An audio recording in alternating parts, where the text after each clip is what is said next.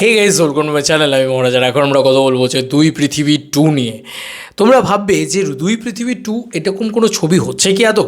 বন্ধুরা, একটা প্রশ্ন সব থেকে বেশি করে আমি পেয়েছি, বিগত দুটো ভিডিও বানিয়েছি দুই পৃথিবী 2 নিয়ে এই চ্যানেলে। মোটামুটি দুটো ভিডিও বাম্পার রেসপন্স গেছে, একটা 10,000 প্লাস ভিউজ চলে গেছে, প্লাস মানে আমি জাস্ট স্টুডিও দেখছিলাম প্রায় 11,000-এর কাছাকাছি, আর একটাতে প্রায় 7,000-এর কাছাকাছি ভিউজ চলে গেছে, মানে দুটো ভিডিও ইজ বাম্পার রেসপন্স। তো আমার মনে হলো যে সেখানে মানুষ কিছু প্রশ্ন জিজ্ঞেস করছেন, সেগুলো নিয়ে একটা কথা বলা যাক। অনেকেই বলছেন যে কোয়েল মল্লিক তো ছিল দুই পৃথিবীতে, এটা কোনো একটা সাধারণ ছবি, তুমি বলো তো? দুই পৃথিবী আমাদের এখানকার মার্বেল ডিসির বাপ, ঠিক আছে, আমি এটুকু বলতে পারি।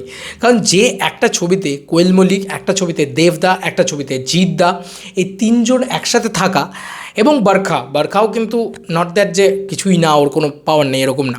এবং আমি যদি কাস্টিংটাও দেখি ওভারঅল, মানে তার পরবর্তীতেও যে বাকি যে সারাউন্ডিং কাস্টিংটা ছিল, সেটাও কিন্তু বেশ সুন্দর লাগে। সেটা সুপ্রিয় দত্ত হতে পারে, বা প্রত্যেকটা মানুষ, মাস্টারদার যে ছিল, রাইভাল ছিল যে দলের, ভদ্রলোকের নাম আমার এক্সাক্ট মনে পড়ছে না, ওই মানুষটা। এবং স্পেশালি ছবির ভিতরে জিৎ গাঙ্গুলির মিউজিক, রাজ চক্রবর্তীর ডিরেকশন, ঠিক আছে, মানে সে এক সময় ছিল, ঠিক আছে, মানে হোয়াট আ নস্টালজিক মুমেন্ট। তো সেরকম একটা পরিস্থিতিতে দাঁড়িয়ে আজকে যখন আমরা বলি যে দুই পৃথিবী 2, তখনই ফার্স্টে লোকের মাথায় আসে যে এটা তো সম্ভব না, শিবু মারা গিয়েছে।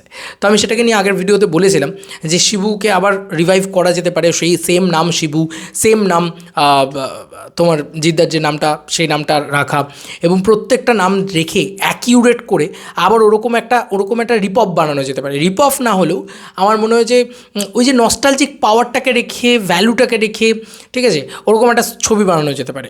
নাম টাইটেলও দেওয়া যেতে পারে দুই পৃথিবী 2। আমার বিশ্বাস ছবিটা দাপিয়ে ব্যবসা করবে। আচ্ছা, দুই পৃথিবী তো সেই সময় দুর্দান্ত ব্যবসা করেছিল। আজ যখন রিলিজ হয়েছিল, কয়েকদিন আগে যখন রিলিজ হয়েছিল, তখনও ছবিটা হাউসফুল করে দেখেছিল কিছু লোক। কেন দেখেছিল?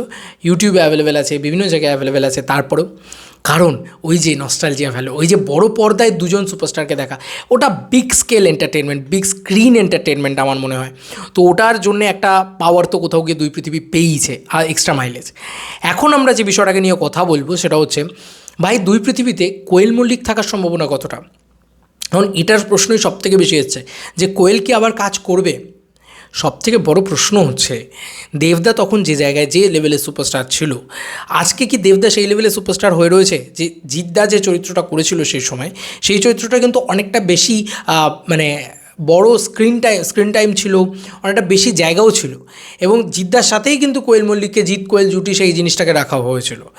তো এদিকে যদি আমরা দেখি, দেবদা কিন্তু ওখানে অনেকটা নেগলেক্টেড, মানে সেই ক্যারেক্টারটা মারা যাচ্ছে, যদিও দেবদার কাছেই এই অফারটা এসেছিলো প্রথম, সেটা দেবদাই বলেছে, নিজেই সেই চরিত্রটা করতে চেয়েছে।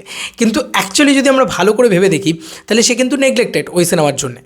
তো আজকে যে স্ট্রেচারের সুপারস্টার, মেগাস্টার, যাই বলো, যেটাই হয়ে গিয়েছেন উনি, এখন যে পরিমাণে ওনার বক্স অফিস কালেকশন, উনি কি সেটা করতে রাজি হবেন তোমার মনে হয়? এরকম ধরনের কোনো চরিত্র যেটা অলরেডি নেগলেক্টেড, মানে যেটা একটা চোরের চরিত্র হলেও সমস্যা নেই, নেগলেক্টেড চরিত্র তো করতে চাইবেন না, তাই না? মানে ওখানে তুমি দেখো, বরখা মানে কোয়েলকেও দেবদা পায়নি। তো আমার যেটা মনে হয় যে বরখাকে সেকেন্ড মানে প্যারেলালের 2.0 মতন একটা আইটেম সঙ্গে রাখলে ঠিক আছে, সেটার সাথে মানে দেবের লাভ লাইফটাকে কানেক্ট করার কোনো প্রয়োজন নেই।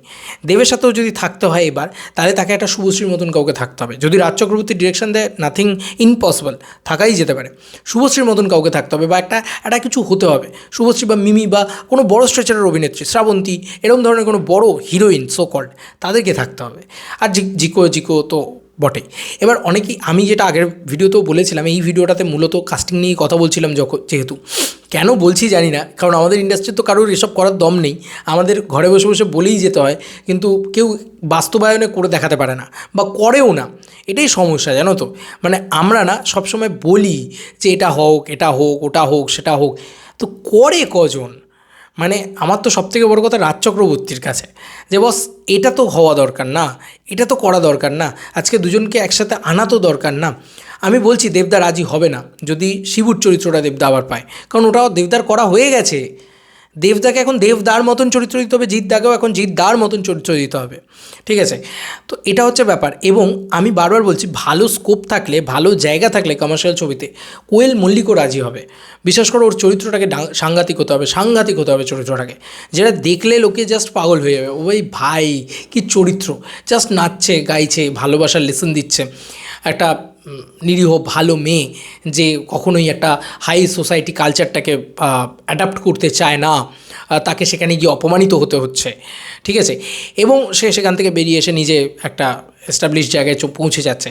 এইটা যদি একটা ছবির গল্প হয় আবারও, তাহলে কোয়েল মল্লিক কেন রাজি হবে? তাহলে জিৎদাই বা কেন রাজি হবে? তাহলে দেবদাই বা কেন রাজি হবে? তাহলে শ্রাবন্তী বা অন্য যে কোনো দেবদার এগেনস্টে যেই থাকুক তারাই বা কেন রাজি হবে? দেখো, সৃজিত মুখার্জি একটা জিনিস খুব ভালো করে করেন। এখানে এই প্রসঙ্গ টানলাম এই কারণেই, কারণ প্রতিটা চরিত্র সৃজিত মুখার্জির itself, each and every characters কিছু একটা করার থাকে, কিছু কারণে তারা আইকনিক হয়ে যায়। যেরকম প্রবীর পোদ্দার এই যে সিনেমাটা ছিল, যেটা তোমার দশম অবতার, সেই ছবিটাতে তুমি দেখো প্রতিটা চরিত্র ইটসেলফ আসছে, তাদেরকে হিরোইকভাবে প্রেজেন্টেশন করা আছে এবং তারা ইম্পর্টেন্ট টু মানে এগিয়ে নিয়ে যেতে, গল্পটাকে এগিয়ে নিয়ে যেতে ইম্পর্টেন্ট। তারা জাস্ট আসছে চলে যাচ্ছে এমনটা নয়। তো রাজ চক্রবর্তীকে যদি ভাবতে হয়, এরকমভাবে ভাবতে হবে বলে আমার ধারণা।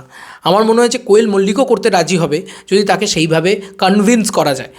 আর কেই বা কনভিন্স করবে তুমি বলো না? আজকের দিনে দাঁড়িয়ে একটা নতুন পরিচালক কনভিন্স করতে পারবে কি কোয়েল মল্লিককে যতটা রাজ চক্রবর্তী করতে পারবে? তার এক্সপিরিয়েন্স তো ম্যাটার না। আজকে আমরা রাজ চক্রবর্তীকে যত যাই বলি যে রাজ চক্রবর্তী সন্তান বানিয়েছে, তো রাজ চক্রবর্তীর মতন কমার্শিয়াল ছবির এক্সপিরিয়েন্স, কমার্শিয়াল ছবির দেখা, সেটার যে একটা জায়গা, সেটা কিন্তু আমি বিশ্বাস করি ইতিমধ্যে কারোর ওই এক্সপিরিয়েন্সটাই নেই কমার্শিয়াল ছবিতে, মানে ওই এক্সপিরিয়েন্সটা নেই যেটা রাজ চক্রবর্তীর আছে।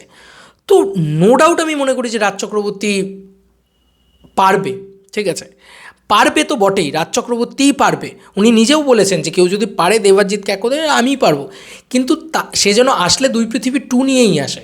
কেন এই আলোড়নটা, কেন এই আলোচনাটা, কেন এই সোশ্যাল মিডিয়ায় এত ইয়েটা যে দুই পৃথিবী 2 নস্টালজিয়া? তুমি দেখতেই পাচ্ছ যে আমি যতগুলো ভিডিও বানাচ্ছি দুই পৃথিবী নিয়ে, ততগুলোই ভাইরাল হচ্ছে। তো পাবলিক চাইছে। আমি এই কারণেই অনর্গল বলে যাচ্ছি, যতদিন পাবলিক চাইবে ততদিন আমিও ভিডিও বানিয়ে যাবো। কিন্তু বড় কথা হচ্ছে টলিউড কি চাইছে, এইটা সবথেকে বড় কথা। এবং একটা জিনিস না, আমার চরিত্রটা কত বড়, বা আমি কি করতে পারলাম, বা আমি কতটা প্রফিট শেয়ার পেলাম, বা আমার কতটা লাভ হলো, এইগুলো সব ভুলে গিয়ে আমার মনে হয় আমাদের এখানকার সমস্ত অভিনেতা অভিনেত্রীর, সেটা শুধু দেবদা, জিৎদা, কোয়েল মল্লিক, শ্রাবন্তী বা শুভশ্রী বা যে কেউ, সেটা এইগুলো আজকে তুমি বলো তো, আজকে ধূমকেতু নিয়ে যে হাইপটা উঠছে তার থেকে অনেক বেশি হাইপ তো দেব শুভশ্রীর একটা কমার্শিয়াল ছবি এলে উঠবে, তাই না? এতদিন তো তারা সেটার জন্য বিখ্যাত। এবার দুই পৃথিবী 2তে যদি একদিকে শুভশ্রী, একদিকে কোয়েল থাকে, একদিকে জিৎ থাকে, একদিকে দেব থাকে, তুমি বলো তো কী লাগবে? ও ইয়ার আ ওয়ে, ওরকম দুজনে এসে হাতটা মেলাচ্ছে, কী লাগবে বলো তো? এবং দুই পৃথিবী is a epic story line, epic গল্প, এপিক স্ক্রিন প্লে, আর কাল্ট ক্লাসিক হয়ে গেছে মানে ওভার দি ইয়ার্স। তো রাজ চক্রবর্তী তো আজকে একটা ভালো কাজ করে দেখাতে পেরেছে, আবার প্রলয় দিয়েছে, সে বানাতে আজও পারে, ফাটিয়ে কমার্শিয়াল ছবিটা বানাতে পারে। তো আমি তো বারবার বলি যে রাজ চক্রবর্তীকে নেগলেক্ট করে লাভ নেই, পারলে উনিই পারবেন, এবং উনি নিজেও বলেন পারলে উনিই পারবেন। তো শুধু পারতে হবে, টলিউডকে একটু গুরুত্ব দিতে হবে। এই যে বাসটা উঠছে, এই যে ক্রেজটা উঠছে, এটার দিকে একটু গুরুত্ব দিতে হবে বন্ধু। আমি বলছি 50 কোটি টাকা কোনো ব্যাপারই না। যদি ছবি ভালো হয়, 50 কোটি টাকা তো ছবি খারাপ হলে আসবে। ছবি যদি ভালো হয়, এই ছবি 100 কোটি টাকা ছুঁতে পারে। আর প্রথম বাংলা ইন্ডাস্ট্রি 100 কোটি টাকার ছবি হয়তো এই ছবিটা হবে, যদি ঠিকঠাকভাবে যায়। স্ত্রী 2 এর কার জন্য ব্লকবাস্টার হয়েছে ডাজেন্ট ম্যাটার, ব্লকবাস্টার কিন্তু সবথেকে বড় হয়েছে, এইটা ম্যাটার। তো যাই হোক, তোমরা যদি চাও আমি দুই পৃথিবী 2 নিয়ে আরও নানান ধরনের আলোচনা করে যেতে পারি। তোমাদের কার কী মতামত ভিডিওটাকে নিয়ে জানিও কমেন্ট সেকশনে। চলো বন্ধুরা, নতুন কোনো ভিডিওতে দেখা হবে, বাই।